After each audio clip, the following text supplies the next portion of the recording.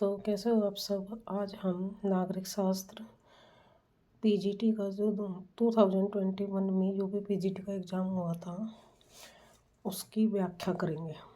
First question, निम्नलिखित में से कौन सी रचना एक संविदावादी विचारक की नहीं है? A social contract, B Leviathan, C on liberty, D two treatises on government. उसमें से राइट ऑप्शन होगा आप लोगों का C, two treatises on government, on liberty. On liberty J S. Mill की पुस्तक है जो कि उपयोगितावादी विचारक है। संविदावादी विचारकों में होब्स, लॉक एवं रूसो का नाम विशेष रूप से उल्लेखनीय है। सोशल कॉन्ट्रैक्ट रूसो की महत्वपूर्ण रचना है। लेवियाथन होब्स की तथा two treatises on government Locke की पुस्तक है। नेक्स्ट क्वेश्चन, किसका कथन है निर्णय विभिन्न विकल्पों के चुनाव की एक सरलतम विधि है? ए टेरी, बी मैकफार्लैंड, सी हर्बर्ट साइमन, डी रे ए किलियंस। इसमें से राइट ऑप्शन है रे ए किलियंस। रे ए किलियंस का कथन है कि निर्णय विभिन्न विकल्पों के चुनाव की एक सरलतम विधि है। टेरी निर्णय निर्माण को दो या अधिक संभाव्य विकल्पों में से एक व्यवहार विकल्प को चुनने के रूप में परिभाषित करते हैं। हर्बर्ट साइमन ने निर्णय निर्माण की परिभाषा कार्यवाहियों के वैकल्पिक रास्तों के सर्वोत्तम चुनाव के रूप में दी। मैकफार्लैंड के अनुसार निर्णय एक पसंद का कार्य है जिसमें एक कार्यकारी इस बारे में निष्कर्ष निकालता है कि किसी स्थिति में क्या किया जाना चाहिए। एक निर्णय कई संभावित विकल्पों में से चुने गए व्यवहार के पाठ्यक्रम का प्रतिनिधित्व करता है। नेक्स्ट क्वेश्चन, कौटिल्य के अर्थशास्त्र में अधिकरण है? ए 12, बी 15, सी 10, डी 16। तो इसका राइट ऑप्शन क्या होगा? इसका राइट ऑप्शन होगा बी 15। कौटिल्य के अर्थशास्त्र में 15 अधिकरण, 150 अध्याय और 180 प्रकरण हैं। पहले 5 अधिकरणों में राज्य के आंतरिक प्रशासन पर प्रकाश डाला गया है। 6 से 13 अधिकरणों में राज्य के वैदेशिक संबंधों की विवेचना की गई है एवं शेष 2 अधिकरणों में राज्य के अन्य विषयों की चर्चा की गई है। अर्थशास्त्र में सरकार के 34 विभागों का उल्लेख है। नेक्स्ट क्वेश्चन, निम्नांकित में से कौन सा उद्देश्य भारत के संविधान की प्रस्तावना में सम्मिलित नहीं है? ए विचार की स्वतंत्रता, बी आर्थिक स्वतंत्रता, सी अभिव्यक्ति की स्वतंत्रता, डी विश्वास की स्वतंत्रता। तो इसमें से जो राइट ऑप्शन है वो क्या होगा? आर्थिक स्वतंत्रता। इसमें हमारे जो उद्देश्य प्रस्ताव दिया गया है संविधान की प्रस्तावना में, उसमें विचार और अभिव्यक्ति और विश्वास 3 स्वतंत्रता दी गई है, लेकिन उसमें आर्थिक स्वतंत्रता कहीं पर भी परिभाषित नहीं की गई है। स्वतंत्रता का अर्थ है स्वतंत्रता एक ऐसी स्थिति है जिसमें लोगों को बाहरी प्रतिबंधों के बिना बोलने, करने और अपने सुख को प्राप्त करने का अवसर मिलता है। स्वतंत्रता विधि द्वारा मर्यादित होती है। जैसे हमारे संविधान के मूल अधिकार के तहत प्रदान की गई स्वतंत्रता में युक्तियुक्त निर्बंधन से स्वतंत्रता को सीमित किया गया है, अर्थात कानून के अनुसार ही स्वतंत्रता का प्रयोग किया जा सकता है। भारत के संविधान की प्रस्तावना में विचार, अभिव्यक्ति, विश्वास, धर्म व उपासना की स्वतंत्रता का वर्णन किया गया है। नेक्स्ट क्वेश्चन है, मार्क्सवादियों के अनुसार राज्य एक वर्गीय संरचना है। राज्य केवल श्रमिकों का प्रतिनिधित्व करता है। राज्य में संपूर्ण समुदाय का प्रतिनिधित्व होता है, इनमें से कोई नहीं। तो जो मार्क्सवादी है उनके अनुसार राज्य क्या है? एक वर्गीय संरचना है। मार्क्सवादियों ने राज्य को एक वर्गीय संरचना माना है। नेक्स्ट क्वेश्चन, निम्नलिखित में से कौन अतिवादी नहीं है? यानी पहले जो जब हमारे राष्ट्रवादी आंदोलन हुए वे दो गुटों में बटे हुए थे। एक गुट था नरम दल, दूसरा गुट था गरम दल। तो इसमें से पूछा गया है कि इनमें से कौन गरम दल का नेता नहीं है। ए लाला लाजपत राय, बी विपिन चंद्र पाल, सी बाल गंगाधर तिलक, डी गोपाल कृष्ण गोखले। उसमें से राइट ऑप्शन होगा आप लोगों का गोपाल कृष्ण गोखले। अतिवादी अर्थात उग्रवादी दल के नेताओं में प्रमुख थे बाल गंगाधर तिलक, लाला लाजपत राय, विपिन चंद्र पाल, जिन्हें लाल बाल पाल के नाम से भी जाना जाता है। गरम दल के नेताओं का मानना था कि सरकार पर दबाव डालकर ही अधिकारों को पाया जा सकता है। नेक्स्ट क्वेश्चन है, निम्नलिखित में से किसने उदारवादी प्रजातंत्र की विश्वव्यापी विजय को इतिहास के अंत के रूप में व्याख्यात किया है।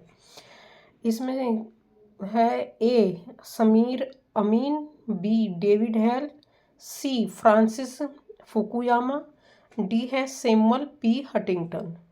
इसमें राइट ऑप्शन होगा सी फ्रांसिस फुकुयामा। फ्रांसिस फुकुयामा ने अपनी पुस्तक the end of history and the last man में उदारवादी प्रजातंत्र के विश्वव्यापी विजय को इतिहास के अंत के रूप में व्याख्यात किया। फुकुयामा ने कहा कि सोवियत संघ के पतन ने यह बात साबित कर दी है कि उदारवादी लोकतंत्र यह मानव मात्र की विचारात्मक उन्नति का अंतिम बिंदु है तथा मानव सरकार का भी अंतिम रूप है। नेक्स्ट क्वेश्चन, निम्नलिखित में से कौन ऑस्टिन के संप्रभुता सिद्धांत का कटुतम आलोचक है। A sir Henry Maine, B Hobbes, C बोंदा, डी लॉस्की। इसमें राइट ऑप्शन होगा सर हेनरी मैन। ऑस्टिन ने संप्रभुता के सिद्धांत की व्याख्या केवल वैधानिक दृष्टिकोण के आधार पर की है। ऑस्टिन द्वारा व्यवहारिक पक्ष पर ध्यान नहीं दिए जाने के कारण sir Henry Maine, Bryce A R. Lord, Bluntschli, James Stephen आदि ने इस सिद्धांत की कटु आलोचना की है। ऑस्टिन के संप्रभुता सिद्धांत की कटु आलोचना हेनरी मैन ने अपनी पुस्तक अर्ली हिस्ट्री ऑफ इंस्टीट्यूशन में की। नेक्स्ट, सूची 1 सूची 2 के साथ सुमिलित कीजिए तथा नीचे दिए कूट में सही उत्तर का चयन कीजिए। इसमें एक तरफ जो राइटर्स है वे दिए गए हैं और उसमें उससे रिलेटेड उनके जो सिद्धांत हैं वे दिए गए हैं। अब इसमें है Morgenthau, Bernard Cohen, Morton Kaplan, Emile Bird. तो अब इसमें हम देख लेते हैं कि उसने कौन सा सिद्धांत दिया गया है। मॉर्गेनथाउ ने यथार्थवादी संप्रदाय का सिद्धांत दिया है। बर्नार्ड कोहेन ने निर्णय निर्माण उपागम, मार्टिन कोपलैंड ने व्यवस्था सिद्धांत और इमाइल बर्ड ने खेल सिद्धांत। नेक्स्ट क्वेश्चन, संसद में पहला लोकपाल विधेयक प्रस्तुत हुआ 1968, 1967, 1971, 1972। तो इसमें से राइट ऑप्शन होगा 1968। लोकपाल शब्द का सबसे पहले प्रयोग सांसद एल.एम. सिंघवी ने 1963 में किया था। पहला जन लोकपाल बिल साल 1968 में शांति भूषण के द्वारा पेश किया गया था। चौथी लोकसभा ने इसको 1969 में पारित भी कर दिया था, लेकिन राज्यसभा में यह बिल पास नहीं हो सका। इसके बाद 1971, 1977, 1985, 1996 और 2001 में लोकपाल पर किसी ने गौर नहीं किया। नेक्स्ट क्वेश्चन है, राज्य की उत्पत्ति के सिद्धांत के समर्थक। एक तरफ राज्य की उत्पत्ति के सिद्धांत दिए गए हैं और दूसरी तरफ उसके जो सपोर्टर हैं उनका नाम बताना है। इसमें जैसे देवीय उत्पत्ति का सिद्धांत और शक्ति सिद्धांत और इसमें पितृसत्तात्मक सिद्धांत। अब इसमें से राइट ऑप्शन होगा जैसे देवीय उत्पत्ति का सिद्धांत, इसके होगा जेम्स। शक्ति सिद्धांत इसमें हो गया आप लोगों का मातृसत्तात्मक, इसका मैकलेन हो जाएगा। और शक्ति सिद्धांत का ओपेनहाइमर में, मितसत्तात्मक का जेंक्स।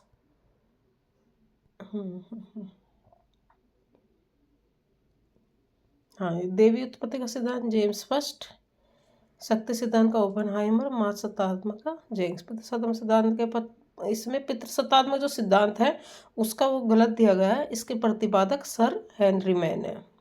नेक्स्ट क्वेश्चन, संयुक्त राष्ट्र ने किस दशक को महिलाओं के दशक के रूप में घोषित किया? तो नहीं, इसका राइट ऑप्शन हो जाएगा 1976 से 1985। जो संयुक्त राष्ट्र संघ है उन्होंने 1976 से 1985 का जो दशक था उसे महिलाओं के दशक के रूप में परिभाषित किया था। अब नेक्स्ट क्वेश्चन है आपका 13, शिक्षित बनो, संघर्ष करो, संगठित बनो, यह किसका दिया हुआ नारा है? इसमें राइट ऑप्शन हो जाएगा B.R. अम्बेडकर। B.R. अम्बेडकर ने कहा था कि शिक्षित बनो, संघर्ष करो, संगठित बनो। नेक्स्ट क्वेश्चन है, निम्न में से कौन सा जोड़ा सही नहीं है? इसमें से सही सुमेलन बताना है। तो इसके राइट ऑप्शन हो जाएगा Mosca, the ruling class, Pareto, mind and society, Robert Michels, political parties, Adam Smith, wealth of nations. Next question, लोक निगम का उत्तरदायित्व होता है नौकरशाही के प्रति, प्रधानमंत्री के प्रति, राष्ट्रपति के प्रति, संसद के प्रति। तो जो लोक निगम है, पब्लिक कॉरपोरेशन है, उसका उत्तरदायित्व होता है संसद, जो हमारी संसद होती है उसके प्रति। सार्वजनिक निगम या लोक निगम का ऐसे निगम से है जिसकी स्थापना संसद द्वारा विशेष अधिनियम के द्वारा की जाती है और यह अधिनियम ही उसके अधिकारों, दायित्व एवं कार्यक्षेत्र की सीमाओं का निर्धारण करता है। लोक निगमों की स्थापना संसदीय कानून के द्वारा की जाती है, अतः संसद में इनके कामकाज पर बहस होती है। संसद सदस्य प्रश्न पूछते हैं और संबंध मंत्री को उनके उत्तर देने होते हैं। साथ ही संसदीय समिति इन निगम के कामकाज के बारे में पूछताछ कर सकती है, अतः लोक निगम संसद के प्रति जवाबदेह होती है। अब बाकी क्वेश्चन हम करेंगे नेक्स्ट वीडियो में सॉल्व। Okay, bye.